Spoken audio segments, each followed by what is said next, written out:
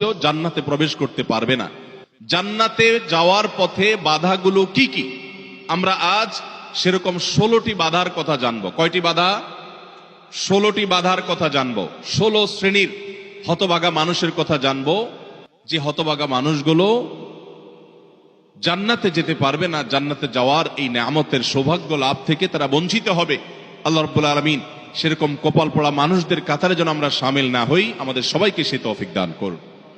ভাইরা আমার, আমরা যে শ্রেণীগুলোর কথা বলবো প্রত্যেকটা শ্রেণীর পাশাপাশি আমরা কোরআন বা হাদিস থেকে উদ্ধৃতি এবং রেফারেন্স ইনশাআল্লাহ টানবো। আপনাদের কাজ হলো, আমাদের সবার কাজ হলো এই 16 প্রকার হতভাগা মানুষের কোনো একটা প্রকার এর মধ্যে আমি নিজে আছি কিনা সেটা মেলানো।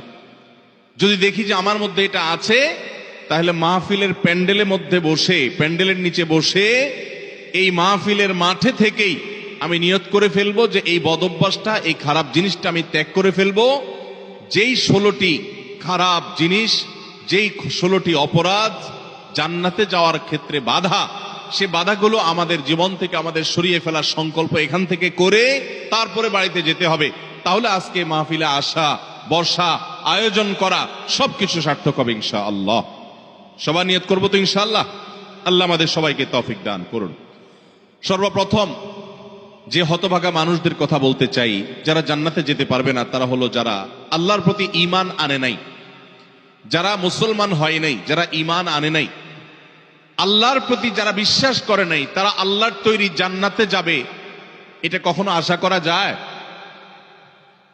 যদি আল্লাহকে কেউ বিশ্বাসী না করে, আল্লাহর একত্ববাদকে স্বীকারই না করে, শিরকে লিপ্ত হয়, সে মুসলমানই না হয়, তাহলে সে আল্লাহর জান্নাতের প্রত্যাশা কোত্থেকে করতে পারে?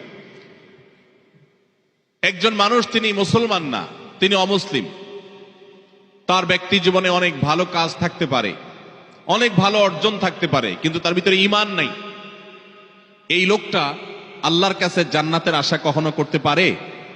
একজন মানুষ বাংলাদেশে মানুষের জন্য অনেক কাজ করেছেন, বাংলাদেশের উন্নয়নে অনেক ভূমিকা তার ছিল বা আছে, বাংলাদেশে অনেক কল্যাণকামিতা তিনি চান, তার অনেক ইন্ডাস্ট্রি কারখানা থেকে বহু দেশের উপকার হয়, দেশে মানুষের উপকার হয়, এরকম আরো বহু উপকারিতা তার দ্বারায় হয়। কিন্তু লোকটা বাংলাদেশের অস্তিত্বকে স্বীকার করে না, বাংলাদেশের অস্তিত্বকে স্বীকার করে না, বাংলাদেশের স্বাধীনতা, সার্বভৌমত্ব এগুলো স্বীকার করে না। সে যদি বাংলাদেশকে অস্বীকার করে, বাংলাদেশ রাষ্ট্রের বিরুদ্ধে বিদ্রোহ